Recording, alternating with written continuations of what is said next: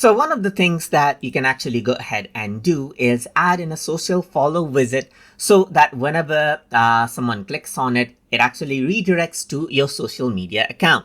So to do that, let me just click on add elements, and then I'm going to go to widgets, and over here, let me just go to social right here, and you can see that social follow widget is an option. Go ahead and click, and then what happens is that the social follow widget pops up. You can go ahead and choose a particular color as you wish right here that you want to go ahead and apply as well.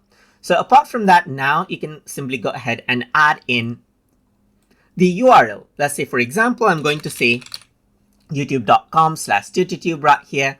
I don't have an X account, so let's just remove it, and you can see it gets removed from there. And I'm just going to go around over here and say the tututube right here, just like this, and remove this out as well. So around over here, let me remove out the Instagram, and this is what you have. You can simply go around and add in, let's say, for example, the URL right here. So based on TikTok or whatever you have, you can go ahead and add it and update it out. So now you can actually go to properties and make general changes as well. But if I were to actually go ahead and preview out the form now right here, then as I click on Facebook, it opens up Facebook right here, just like this, to my tututube page.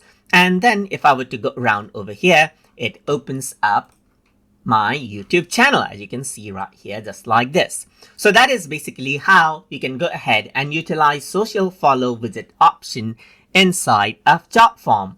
So I hope you guys learned something as always. And as always, please like, comment, share, and subscribe.